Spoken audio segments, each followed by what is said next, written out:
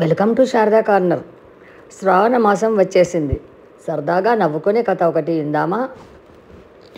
ఈ కథ పేరు వ్రతం చెడినా ఫలితం దక్కింది అన్నారు.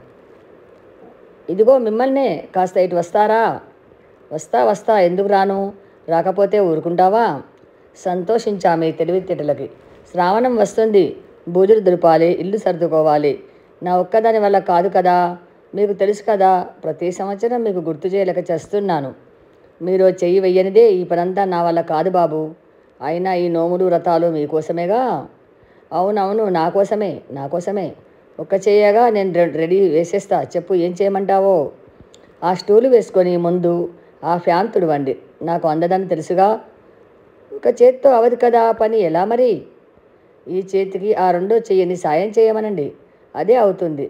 అదే చేత్తో తర్వాత బూజులు దులిపేస్తే సరి. నాకు అసలే డస్ట్ ఎలర్జీ. ఓస్, ఇంతేనా అంటే ఇంతే కాదు. అటక మీద నుంచి మందిరము తీసి దుమ్ము దులిపి పెయింట్ వేయండి.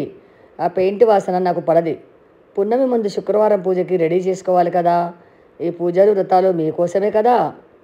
అదొకటి ఉందేంటి? సరే, తప్పదు కాబట్టే మరోడు చెప్తున్నా. ఆ కిటికీ కర్టెన్లు, డోర్ కర్టెన్లు సర్పులో నానపెట్టేయండి. నా చేతులకు సర్పు పడదు కదా, మీకు తెలుసు కదా. ఒకటే దురదలొస్తాయి. అంతేనా? తర్వాత ఉతకడం కూడా చేయాలా? అబ్బే, మీకెందుకు ఆ శ్రమ? వాషింగ్ మిషన్లో వేసేస్తాలేండి, తర్వాత ఆరెద్దురు కానీ. ఇంకా నీ వంటికి పడనివి, నీకు చేతకానివి ఏమున్నాయో చెప్పు. ఈ రోజుకి ఇవి కానియండి చాలు. తర్వాత పండుగ రోజున మామిడాకుల తోరణం కట్టాలి. నేనా కూర్చుంటే లేవలేను, లేస్తే కూర్చోలేను. అమ్మవారిని అలంకారానికి నేను పీట వేసుకొని కూర్చుంటే కావలసిన సరంజామా అంతా మీరే అందివ్వాలి. మీకోసమేగా ఈ పూజలన్నీ. అంతకంటేనా? మహాప్రసాదం తప్పకుండా అందిస్తాను. ప్రసాదం అంటే గుర్తొచ్చిందండోయ్. ఆ రోజు నాతో పాటు మడి కట్టేసుకున్నారనుకోండి, పులిహోరకు నేను పోపు రెడీ చేసుకునేలోపు మీరు పులుసు కాస్త పిసికిద్దురు కానీ, సరేనా? నేను బూరెలు నూనెలో వేయగానే చీదేస్తుంటాయని మీరు ఇష్టంగా తినరు కదా, అందుకే ఈసారి మీరే బూరెలు వేద్దురు కానీ. ఓహో, ఈసారి ఇలా కూడా మొదలెట్టావేంటి? తప్పే ఉందండి, మీకోసమేగా. అయినా రిటైర్ అయ్యారు, ఈసారి ఆఫీస్ హడావిడి కూడా లేదు కదా అని సాయం అడిగాను. తప్ప? అబ్బే, తప్పు ఉందని నేను అన్నానంటే తప్పదు కదా అనుకున్నా. కానీ పూజ అయిపోగానే పిలుస్తాను, శుభ్రంగా కాళ్ళు కడుక్కొని రండి.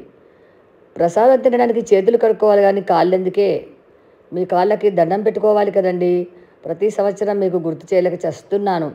అవునవును కదూ, ఈ పాదఘట్టం అతి ముఖ్యమైనది, ఎలా మర్చిపోతాను? అయినా నడునొప్పితే ఎలా వంగగలవే? మరే, మీరే బెంచి ఎక్కి నిలబడుదురు కానీ అప్పుడు నేను వంగనక్కర్లేదుగా. ఏది చేసినా, ఏ నోమును వచ్చినా, ఏ వ్రతం చేసినా మీకోసమేనండి. ఫోన్లే, బెంచి ఎక్కించిన ఏటికి ఫలితం దక్కింది, అదన్నమాట. ఇలా సాయం చేసిన వారికి, చేయించుకున్న వారికి, ఈ కథ చదివిన వారందరికీ అఖండ మనశ్శాంతి ప్రాప్తిరస్తు. Thank you for watching.